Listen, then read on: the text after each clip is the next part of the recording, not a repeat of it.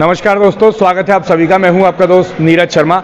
अभी माहौल देख के आप समझ गए होंगे, फिलहाल फिर से अस्पताल के अंदर उपस्थित हूं। मेरे साथ में बैठा जो साथी देख रहे हैं, इस भाई का नाम है ऋषि जाट। ये एक कोरोना वॉरियर है। वैक्सीन का जो पहला ट्रायल ह्यूमंस के ऊपर हुआ था, जो वैक्सीन किसी भी वैक्सीन को बनाने के बाद सबसे पहले ट्रायल फेज में जो जाती है, जानवरों के बाद इंसानों पर ट्राई की जाती है, तो भाई ने अपना नाम आगे बढ़कर दिया और कोरोना वैक्सीन को अपने ऊपर ट्राई करवाया, जो 100 करोड़ वैक्सीनेशन अभी खत्म हुआ है पूरे भारतवर्ष में।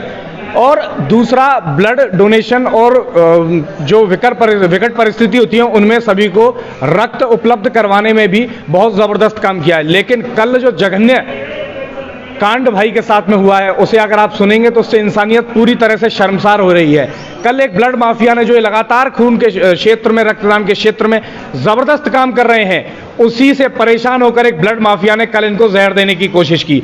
क्या कुछ पूरा मामला है, जानते हैं इनसे, पूरी कहानी पर बात करेंगे। इनके पूरे अभी तक के सफर के बारे में बात करेंगे, अब तक कहां इन्होंने कैसा काम किया है।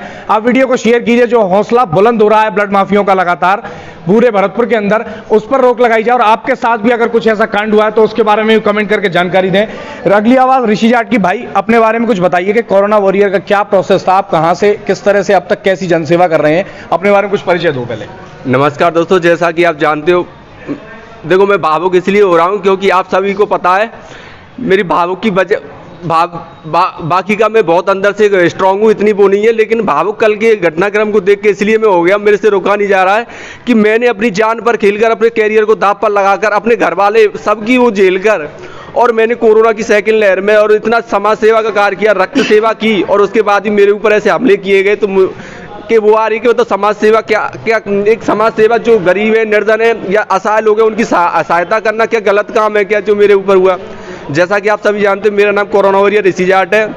मैं और मेरा भाई बॉक्सर रामू जाट सबसे पहले वैक्सीन का जब मानव परीक्षण शुरू होने, वैक्सीन के जब कोरोना चल रहा था, तो हमने सोचा वैक्सीन भी बनेगी, तो हम दोनों भाइयों ने कलेक्टर नथवल डेडेल जी के लिए सहमति पत्र जाहिर किया कि जब भी हिंदुस्तान में कोई भी कंपनी वैक्सीन पर काम करे तो हम दोनों भाई सहमत हैं, उसके लिए हमें चुना जाए, उसमें हमारी जान जोखिम में जाए, कोई हमें उसकी फिक्र नहीं होगी। उसके बाद जो भी खुश होकर हमें प्रमाण पत्र, धनराशि सरकार देगी तो वो हमें नहीं चाहिए, उसमें हमने लिख दिया था क्लियर, वो आर्मी के लिए या किसी के लिए भी डोनेट कर दी जाए। तो उसके बाद फिर हमने स्कूलों में जागरूकता अभियान चलाया, और उसके बाद सेकंड लहर में हमने देखा कि ब्लड की बहुत ज़्यादा किल्लत पड़ रही है भरतपुर शहर में, कि अपने जो लोग हैं, जैसे सपोज दैट मैं भर्ती हूँ तो मेरा भाई मेरे लिए ब्लड देने नहीं आ रहा है, ऐसी कंडीशन में मैंने देखी। तो इसको देखते हुए मैंने सबसे पहले रक्त दिया निःशुल्क।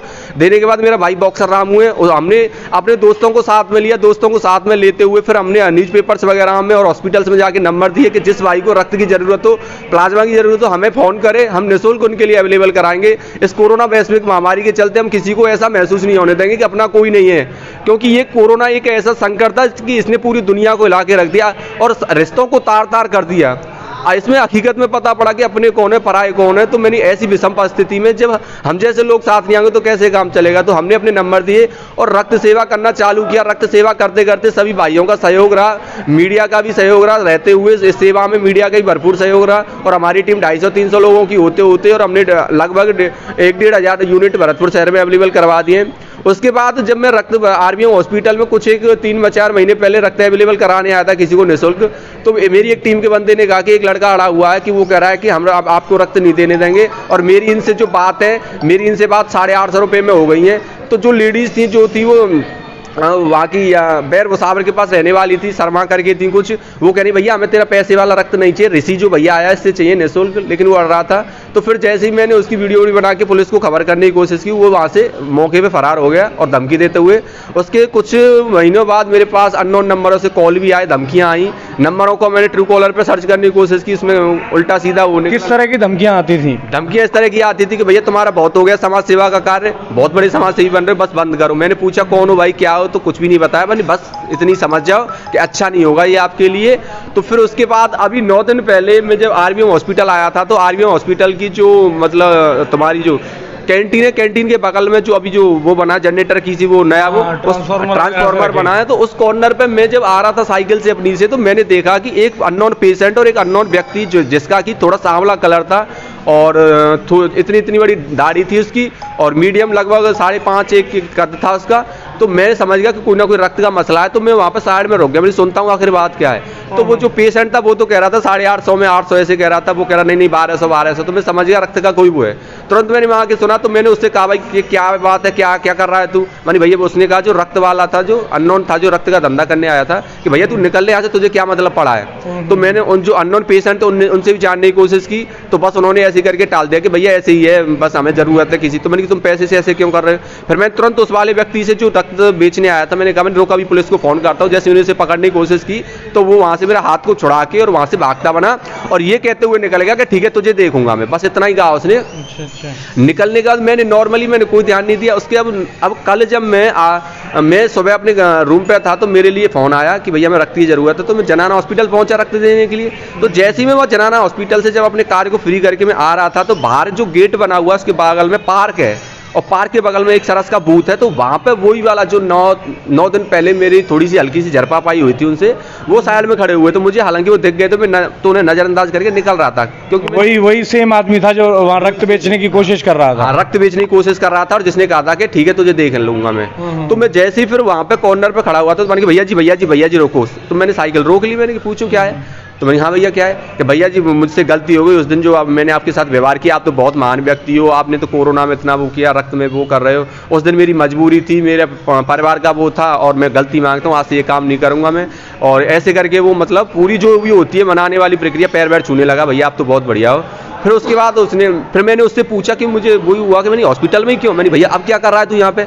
मैंने कुछ नहीं भैया, मेरी भाभी जी के लाला हुआ है तो उनके साथ आया हूँ मैं। मैंने सही कह रहा हूँ, सही भैया चलो ना, तो चल के देख लो। मैंने चलो ठीक है कोई बात नहीं। फिर कह रहा भैया लाला हुआ और मीठा मुँह कराऊंगा मैं तो आपको, उस दिन मैंने आपके साथ अभद्रता की थी। मैंने कोई दिक्कत नहीं भैया, तूने कह दिया मैंने कर लिया। मैंने इसमें ऐसी कौन सी बड़ी खुशी की बात है, मैंने कि मुँह मीठा कराएगा तू। मैंने ना भैया ना, मुझे गलती का भी अफसोस हो जाएगा। तो फिर उसने रोक के मैंने कि चल ठीक है। तो फिर वो जब मैं मिठाई की मना करने लगा, तो फिर वो कुछ वैसे शब्द कहने लगा कि भैया शायद आप मुझे मतलब लोअर कास्ट से समझ रहे हो, या हरिजन या जाट ऐसे ही समझ रहे हो। तो मैंने उसे तुरंत फटकारा, मैंने कि क्या ये क्या जाति इंसान नहीं होती। मैंने कि तू ऐसी बेफालतू की बात कर रहे हो आप। मैंने ये इंसान नहीं, मैंने कि ये इंसान नहीं है मैंने। तो फिर वो थोड़ा सा मुझे भी ऐसा लगा कि मुझे इसे ऐसा लग रहा है, चल ठीक है मैंने कोई दिक्कत नहीं है ले आ तू। तो फिर मैं वहाँ पे खड़ा, कुछ टाइम बाद वो जाता है वो सरस बूथ की तरफ, राम कटोरी हॉस्पिटल से अंदर उधर होते हुए, और कुछ एक समय बाद वो आ जाता है लेके मिठाई। तो अपने हाथ से वो मेरे लिए एक पीस देता है, जो स्पंजी टाइप की मिठाई, वो शायद पीस होता है उस टाइप का, खा लेता हूँ मैं। खाने के बाद फिर वो एक और देता है। मैंने कहा ना बस बहुत है भैया, मीठा मुँह करना है। मैंने आपने जब ऐसे थोड़ा फोर्स किया मुझे वैसे जाति सूचक शब्दों से, तो इसलिए मैंने ये खा लिया। मैंने कोई दिक्कत नहीं। तो दूसरा भी खिलाया उसने। खाने के बाद फिर मैं वहाँ से जैसे ही अपने रूम की तरफ आया, तो आने के कुछ 20-25 मिनट बाद जैसे ही मैं पहुँचा हूँ, तो मुझे कुछ अजीब सा मिचलन सी होने लगी, थोड़ा सिरदर्द सा होने लगा। तो मैंने सोचा, मकान वाली पूछे क्या हुआ इसमें, कुछ नहीं वैसे ही, तो मैं शायद धूप में आया इसलिए। तो मैं जैसे ही बेड पे लेटा, लेटने के तुरंत बाद मुझे वॉमिटिंग चालू हो गई, उल्टियाँ चालू हो गई, बहुत ज़्यादा सीरियस हालत होने लगी। फिर मुझे लगा कि जरूर कुछ ना कुछ अजीब है। तो मकान वाली तुरंत मेरी आवाज़ सुन के वो ऊपर आए कि ऋषि क्या होगा। मैंने ऐसे तो क्या खाया था तूने। कुछ नहीं, गाँव से दूध आया था वो पिया है, और फिलहाल अभी थोड़ी देर पहले मिठाई खाई थी। तो फिर वो ज़्यादा जब मेरे सिस्टम में करने लगा, तो मैंने भी सोचा मैंने कोई ना कोई शायद उससे मेरी वो हुई थी, तो मैंने शायद मैं भाग गया हूँ। फिर मैं तुरंत वहाँ पर अपनी साइकिल को उठाते हुए उल्टियाँ करते हुए ही मैं गया कि शायद वो मिल जाए। हो सकता है जब उसने कहा था कि मेरी भाभी इसमें वो है, तो मैं शायद वो वही होगा। तो मैंने बाहर देखा, अंदर देखे, जब नहीं मिला, मेरी ज़्यादा तबीयत खराब हो रही थी। तो फिर मैं तुरंत आके मैं वहीं से रास्ते में फ़ोन करते आया अपने पिताजी और भाई को और मकान वाले को। तो फिर वो जब भाई और वो गाँव से आ गए, रामू है जो पापा जी, बाबूलाल राणा, तो उन्होंने आके फिर मुझे आरबीएम हॉस्पिटल में एडमिट कराया, जहाँ पर कि फिर एडमिट होने के बाद उन्होंने नाक में जो डाल के जो प्रोसेस होता है ब्लड निकालने का, वो जहर को, वो प्रोसेस चला। तो ये पूरा फिर उसके बाद FIR वगैरह जल्द की कार्रवाई चल रही है। ये मसला है पूरा मामला। डॉक्टर ने क्या बताया जब चेकअप के बाद में, क्या समझा आपने सभी?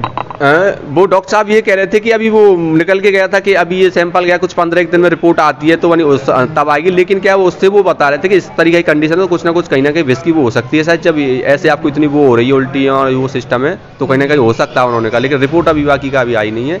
फिर यहाँ पे आके पुलिस वाले बयान ले गए मेरे, कल आके बयान दर्ज कर लिए हैं, और जो नामजद जो अज्ञात व्यक्ति है उसके खिलाफ FIR दर्ज कर ली गई है। और मैं आशा करता हूँ कि जल्द उसके खिलाफ कार्रवाई होगी। और हमारे भाई, आज मैं बहुत वो के मतलब, मुझे एक बार तो बीच में मैं टूट सा गया था कि मतलब भलाई करने के बाद तो इंसानियत शायद कहीं नहीं है, कोई भी नहीं, मतलब मेरी आवाज़ को या न्याय दिलाने के लिए कोई नहीं आ रहा। लेकिन हमारे भाई भरतपुर लाइव से नीरज शर्मा जी आए, मैं इनका तहे दिल से शुक्र अदा करता हूँ, और कुछ भी मीडिया वाले आए सबका भी धन्यवाद देता हूँ। आज मुझे लग रहा है कि मतलब इंसानियत मतलब भलाई करने के बाद कुछ एक लोग हैं कि जो उनकी वजह से नहीं, मैं टूट गया था। मैंने तो डिसाइड कर लिया था कि मैं मानव सेवा नहीं करूंगा, क्योंकि जिसमें अपनी जान जोखिम में जा रही है। मेरे घर वाले के इतने उदास थे, मैंने कल घर वालों को बहुत उदास देखा। मेरी बहन आई थी, बहन भी बहुत उदास थी, तो इसलिए मैंने डिसाइड कर लिया था। लेकिन मेरे मीडिया वाले भाई और मेरे अदर जो लोग हैं मुझे जो हौसला दे रहे हैं, मैं इससे फिर पुनः मेरे अंदर समाज सेवा करने की पावर आई है। निश्चिंत रहो ऋषि, आप इसी तरह समाज सेवा करते रहो। दोस्तों, जो जिस ओर मैं आप सभी का ध्यान केंद्रित करना चाहूँगा, आप सभी ध्यान दें एक बात की ओर कि एक व्यक्ति लगातार मानव सेवा करने की कोशिश कर रहा है। कुछ लोग अपने निकृष्ट व्यापार के चलते उस पर ही सीधे सीधे हमला कर दे रहे हैं। अज्ञात व्यक्ति के खिलाफ जो ब्लड माफिया बताया जा रहा है आरोप के तहत, उसके खिलाफ एफआईआर दर्ज हो गई है। अभी जांच पड़ताल कर रही है पुलिस। आप सभी से मेरी रिक्वेस्ट है, आप वीडियो को शेयर कीजिए, इस कहानी को तो सभी तक पहुंचाइए। जिस तरह से भाई ऋषि जाट डिमोटिवेट हो रहा है, कहीं ना कहीं और भी ऐसे व्यक्ति तमाम हजारों लाखों हैं जो डिमोटिवेट हो रहे हैं मानव सेवा करते हुए। क्यों? क्योंकि उनको बढ़िया प्रोत्साहन नहीं मिल रहा और इस तरह के लोग अपने निकृष्ट व्यापार के चलते उनकी मानव सेवा की भावना को दबा देते हैं, कुचल देते हैं। तो आप इस वीडियो को शेयर कीजिए, उन सभी के अंदर भी ऊर्जा भर दीजिए और आप सभी भी प्रेरणा ले सकते हैं ऋषि जाट की कहानी से। और मैं लगातार इसी तरह से जिसके साथ जैसे जहां जहां अन्याय हो रहा है, भरतपुर लाइव के मंच से हम उनकी आवाज उठाते रहेंगे, बुलंद करते रहेंगे और इन अच्छी कहानियों को सभी तक पहुंचाते रहेंगे। आप भी शेयर करके इस कहानी को सब तक पहुंचाइए। मैं हूं आपका दोस्त नीरज शर्मा। नमस्ते, गुड बाय, राम राम।